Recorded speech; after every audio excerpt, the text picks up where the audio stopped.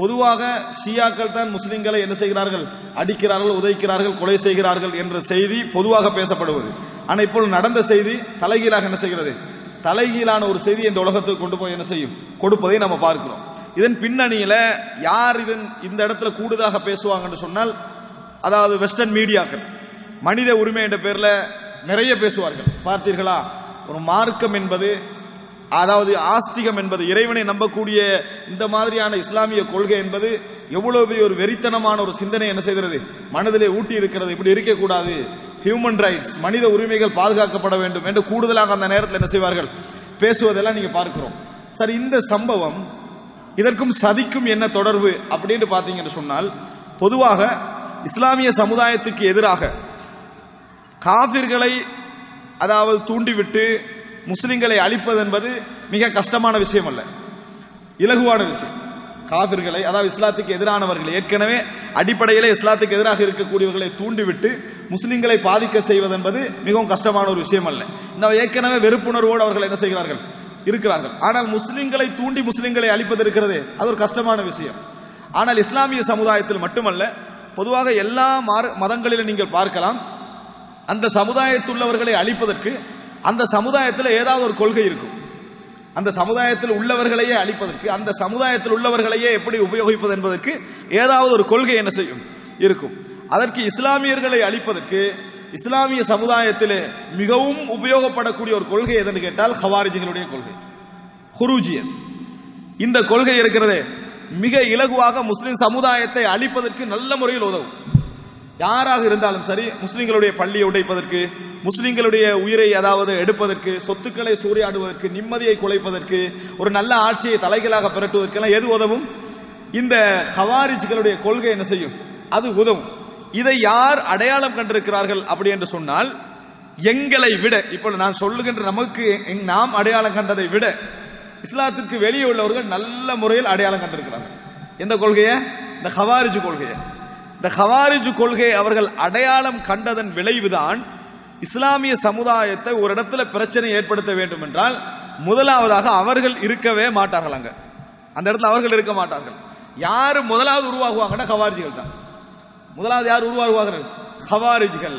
சரி, அவர்களை எப்படி வளர்ப்பது, குர்ஆன் சுன்னாவை எடுத்து, குர்ஆன் சுன்னாவை உபயோகித்து அதற்கு ஒரு விளக்கங்களை, முஸ்லிம் சமுதாயம் கொடுத்த விளக்கங்களை அவர்களுக்கு ஒப்படைத்து ஒரு ஆட்சியை பெறட்டணும் என்றால் அதை உபயோகிக்கலாம். ஒரு சமுதாயத்தில் 2 துண்டாக்கணும் என்றால் அதை உபயோகிக்கலாம். ஒரு சமுதாயத்தில் உயிர் பலிகளை ஏற்படுத்த வேண்டும் என்றால் அதை உபயோகிக்கலாம். ஒரு சமுதாயத்தை பற்றிய கெட்ட எண்ணத்தை ஏற்படுத்த வேண்டும் என்றால் அதை உபயோகிக்கலாம். நான் சதியை விளங்கப்படுத்துறதுக்காக சொல்றேன், உபயோகிக்கலாம். அப்ப அதனால் அவர்கள் பொதுவாக என்ன செய்வார்கள் என்று சொன்னால், இஸ்லாமிய சமுதாயத்திலே ஜிஹாதிகள் ஜிஹாது செய்ய போகிறோம் என்கின்ற பெயரில், அதாவது சர்வதேச ஜிஹாத் நான் சொல்வது, பலஸ்தீனிலே பிரச்சனை நடக்கிறது, பலஸ்தீன மக்கள் போராடுகிறார்கள், இதை சொல்லவில்லை. பொஸ்னியாவிலே பிரச்சனை நடந்தது, அவர்கள் போராடுகிறார்கள், அதை சொல்லவில்லை. கோசோவோவிலே பிரச்சனை நடக்கிறது, அந்த மக்கள் போராடுகிறார்கள், அதை சொல்லவில்லை. ஆனால் பொதுவாக நம்ம உலகத்திற்கு இஸ்லாமிய ஆட்சியை கொண்டு வர போகிறோம் என்கின்ற அமைப்பில் ஆயுதம் தூக்கிய அமைப்புகள் இருக்கின்றன. ஆயுதம் தூக்கிய அமைப்புகள் உலகத்திலே இருக்கின்றன. அதாவது உலகத்திற்கே நாம் என்ன செய்ய போகிறோம், இஸ்லாத்தை கொண்டு வர போகிறோம், ஆட்சியை கொண்டு வர போகிறோம். இப்புள்ள ஆட்சிகள் எல்லாம் குஃப்ரான ஆட்சிகள் என்று ஆயுதம் தூக்கிய அமைப்புகள் நிறைய இருக்கின்றன. ஆயுதம் தூக்காமல் அதை கொள்கை அளவில் பேசிக் கொண்டிருக்கின்றவர்களும் இருக்கிறார்கள். அதே நேரத்தில் ஆயுதத்தை தூக்கியவர்கள் என்ன செய்யறாங்க, இருக்கிறாங்க. இந்த ஆயுதத்தை தூக்கிய எவர்களாக இருந்தாலும், சர்வதேச உலகில் நாம் இஸ்லாமிய ஆட்சியை கொண்டு வர போகிறோம் என்கின்ற அமைப்பில் ஆயுதம் தூக்கிய எவர்களாக இருந்தாலும் அவர்கள் அனைவரும் ஹாரிஜியா சிந்தனையுடையவர்கள். அவர்கள் யாராக இருக்கலாம், யாராக இருக்கலாம். ஒரு நாட்டை குறித்து நான் சொல்லவில்லை. ஒரு ஆப்கானிஸ்தானிலே ஆப்கானிஸ்தான் மக்கள் போராடுகிறார், அதை சொல்லவில்லை. சிரியாவிலே தங்கள் விடுதலைக்காக சிரிய மக்கள் போராடுகிறார், அதை சொல்லவில்லை. பலஸ்தீனிலே விடுதலைக்காக அந்த மக்கள் போராடுகிறார்கள், அவர்களை சொல்லவில்லை. மாற்றமாக உலகத்தை எல்லா இடத்திலும் நாங்கள் கொண்டு வர போகிறோம் என்கின்ற அமைப்பில் ஆயுதம் தூக்கிய எந்த அமைப்புகளாக இருந்தாலும் அவர்களுடைய சிந்தனை போக்கு ஹாரிஜியா சிந்தனை போக்கு. அவர்களால் முதலாவது பாதிக்கப்படுவது எதிரிகள் அல்ல, முஸ்லிம்கள். முதலாவது அவர்கள் கை வைப்பது யாரிலே, முஸ்லிம்களில் தான் அவர்கள் கை வைப்பார்கள். ரசூலுல்லாஹி ஸல்லல்லாஹு அலைஹி வஸல்லம் அதை அழகா சொன்னாங்க, யுஹாரிபூன அஹ்லல் இஸ்லாம் வ யதஊன அஹ்லல் அவ்தான். இஸ்லாமியர்களோடு போராடுவார்கள், சிலை வணங்கிகளை விட்டு விடுவார்கள். இஸ்லாமியர்களோடு போராடுவார்கள், சிலை வணங்கிகளை விட்டு விடுவார்கள். ரசூலுல்லாஹி ஸல்லல்லாஹு அலைஹி வஸல்லம் சொல்றாங்க, ஹுததாஉல் அஸ்னான், இளைஞர்களாக இருப்பார்கள். சுஃபஹாஉல் அஹ்லாம், புத்தி கெட்டவர்களாக இருப்பார்கள்.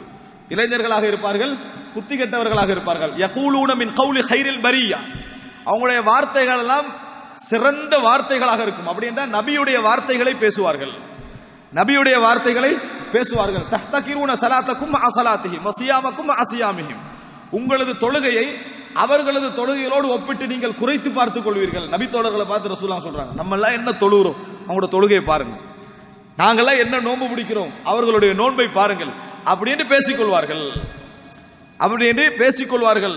இது நம்ம சமுதாயத்தில் இருக்கக்கூடிய வழிகட்ட இபாதத்துக்களை செய்யக்கூடிய மக்களை குறித்து பேசவில்லை. ஏன் நபித்தோழர்கள் அந்த இபாதத்தை எல்லாம் பார்த்து அப்படி பேச மாட்டாங்க, அது பிதஅத்னு சொல்லிடுவாங்க லேசாவே, அது அவசரமா என்ன செஞ்சிருவாங்க, இது பிதஅத்தான வணக்கம்னு சொல்லிடுவாங்க. முறையான வணக்கமாக இருக்கும், ஆனா அதோடைய ஆழ்ந்த ஈடுபாடு இருக்கிறதே அது நபித்தோழர்களே ஆச்சரியப்படுவாங்க, நபித்தோழர்களே ஆச்சரியப்படுவார்கள் என்று ரசூலுல்லாஹ் சொல்றாங்க. இதை இன்றைய சமுதாயத்தில் அழகாக உபயோகிப்பவர்கள் யார் என்று கேட்டால் இஸ்லாத்திற்கு வெளியே இருக்கக்கூடிய எதிரிகள் தான்.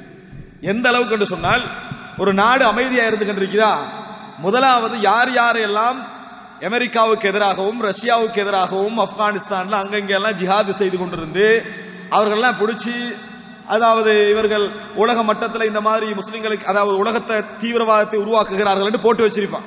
எங்க எல்லா சிறைச்சாலைகளையும் போட்டு வச்சிருப்பான். அவர்கள்ட்ட உள்ளத்துல என்ன இருக்கும், நம்ம அல்லாஹ்வுக்காக போராடுகிறோம் என்னன்னா அவர்கள்ட்ட இருக்கும். யார்கிட்ட, இந்த சிறைச்சாலையில் இருக்கக்கூடிய ஹவாரிஜ் சிந்தனை உள்ளவர்கள்ட்டயே அந்த சிந்தனை தான் இருக்கும். அவங்கள சர்வதேச சிறைகள்ல இருப்பாங்க. தேவை என்று வந்தா, அமெரிக்காவுக்கோ யூதர்களுக்கோ ஒரு தேவை என்று வந்தா தப்ப வைப்பது அவர்களை தான். முதலாவது யாரை தப்ப வைக்கிறது, அந்த மாதிரி யாரெல்லாம் சிறைச்சாலையில் இந்த உணர்வோடு இருக்கிறார்களோ அவர்களை தப்ப வைக்கக்கூடிய முழு வேலை அவர்களே செய்வார்கள். தப்பினா முதலாவது என்ன செய்வாங்க, அவங்க இந்த சிந்தனையை செயல்படுத்துறதுக்கு அதை விட ஒரு அழகான வடிவம் இல்லை. உடனே ஒரு 10 பேர் 100 பேர் 200 பேர் கூடி ஒத்தர கலீஃபாவை அறிவிச்சிருவாங்க. அது அவர்களுடைய இயல்புல உள்ளது. அறிவிச்சா அடுத்தது என்ன, யுத்தம். யாருக்கு எதிராக யுத்தம், முஸ்லிம் சமுதாயத்துக்கு எதிராக யுத்தம். எங்க வெடிக்கும், முஸ்லிம் சமுதாயத்துல வெடிக்கும். பாதிக்கப்படுறது யாரு, நீங்களும் நானும். பாதிக்கப்படுறது யாரு, நீங்களும் நானும். எந்த அளவு பாதிக்கப்பட்டிருக்கிறாங்கடா, சில பேரை நீங்க நகைச்சுவையாக கூட நினைக்கலாம். எந்த அளவு பாதிக்கப்பட்டிருக்கிறாங்கன்னா, ஒருத்தர் என்ன சொல்லிட்டாருன்னா, இந்த பயங்கர இதுல இந்த கத்தீப் எல்லாமே யமன்ல உள்ள கத்தீப் பண்ணிட்டாரு, யமனுக்கு பக்கத்தில் உள்ள கத்தீப்ல இது வெடிச்சுதான் அப்படி ஒரு கத்தீப் சொல்லிட்டாங்க. அது சிலர் பலர் நம்பிட்டாங்க. ஏன் அந்த இந்த கத்தீப் இந்த கத்தீப் அல்ல யமனுக்கு பக்கத்தில் உள்ள கத்தீப்னு யோசிக்கிற அளவுக்கு எங்கட மனசுல அவ்வளவு பெரிய ஆராய்ச்சி எங்கிருந்து வந்தது. இது சொன்னவருக்கு சம்பந்தம் இல்லை, யாரோ ஒருத்தர் செய்தியை பரத்தி விட்டார், நம்புறாங்க மக்கள். இது இந்த அளவுக்கு ஆய்வு நம்மளுக்கு நம்ம நாட்டில் பிரச்சனைக்கு வந்ததே கிடையாது. இது இங்க வெடிக்கல அங்க வெடிச்சா நம்ம நாய்க்கு வரல. ஏன் எங்களுக்கு வருது தெரியுமா, நம்ம பக்கத்துல இருக்கிறோம்.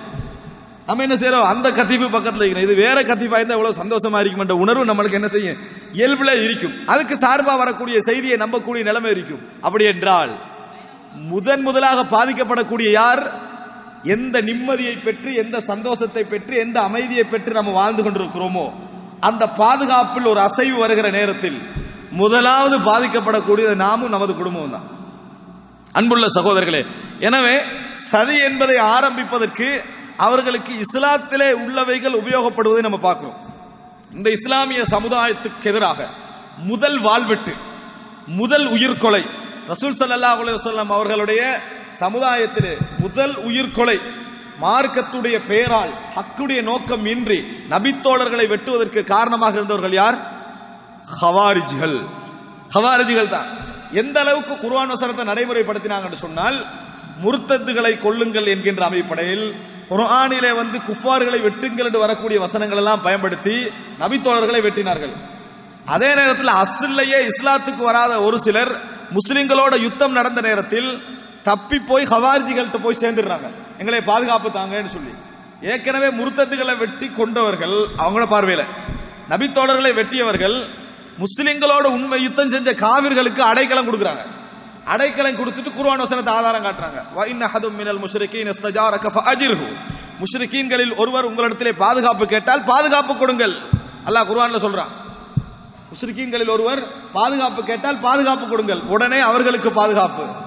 பாருங்க, யகூலுன மின் கௌலி கைரில் பரியா, அவர்கள் மக்களுடைய வார்த்தைகளில் சிறந்த வார்த்தையை பேசுவார், நபியுடைய வார்த்தை என்ன செய்வார்கள், பேசுவார்கள். எனவே அன்புள்ள சகோதரர்களே, முதலாவது புரிந்து கொள்ள வேண்டும், ஹவாரிஜ் சிந்தனையை இந்த சமுதாயத்தில் உள்ள ஒவ்வொரு வழிகட்ட சிந்தனையையும் இஸ்லாத்துக்கு வெளியுள்ளவர்கள் எப்படி உபயோகிப்பார்கள்.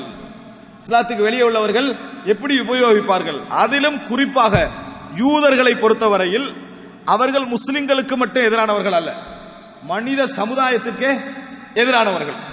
மனித சமுதாயத்துக்கு எதிரானவர்கள் தான் இந்த யூதர்கள். அப்ப அவர்கள் எப்படியெல்லாம் திட்டம் தீட்டுவார்கள் என்பதை நினைச்சு பாருங்க. இந்த ஹவாரிஜ் கொள்கையை பயன்படுத்தி எப்படியெல்லாம் சமுதாயத்தை அழிக்கலாம் என்பதெல்லாம் அவர்கள் திட்டம் தீட்டுவார்கள். அவர்கள் பயன்படுத்தக்கூடிய ஒரு கொள்கை எது? இன்னொரு கொள்கை தஷய்யு, ஷியா கொள்கை. முஸ்லிம் சமுதாயத்திலே வாழக்கூடிய யூதர்கள் என்றால் ஷியாக்கள். முஸ்லிம் சமுதாயத்திலே வாழக்கூடிய யூதர்கள் என்றால் யார்? அவர்கள் ஷியாக்கள். அதனால் தான் ஒரு புத்தகம் எழுதிய ஒரு இஸ்லாமிய அறிஞர் பதலுல் மஜ்ஹூத் ஃபி முஷாபஹத்தி ராஃபிதா லில் யஹூத், அதாவது யூதர்களும் இந்த ஷியாக்களை எப்படியெல்லாம் ஒத்து வருகிறார்கள், 2 பாகம் புத்தகம். எப்படியெல்லாம் இவர்கள் ஒத்து வருவார்கள் என்பதற்காக 2 பாகம் புத்தகத்தை என்ன செஞ்சாங்க, போட்டதை நம்ம பார்க்கிறோம். அந்த அளவுக்கான ஒப்பீடு அவர்களுக்கு மத்தியில் என்ன செய்கிறது இருக்கிறது. இந்த 2 கொள்கையையும் இஸ்லாத்திற்கு எதிராக, இஸ்லாத்திற்கு வெளியே உள்ளவர்கள் பயன்படுத்துகின்ற முறைகளை நாம் அறியாது விட்டால், நம்ம அறியாது விட்டோம் என்று வைங்க, நாங்கள் அதுக்கு பலியாகுவோம், நாங்களும் அதற்கு பலியாகுவோம் என்பதை என்ன செய்ய வேண்டும், புரிந்து கொள்ள வேண்டும்.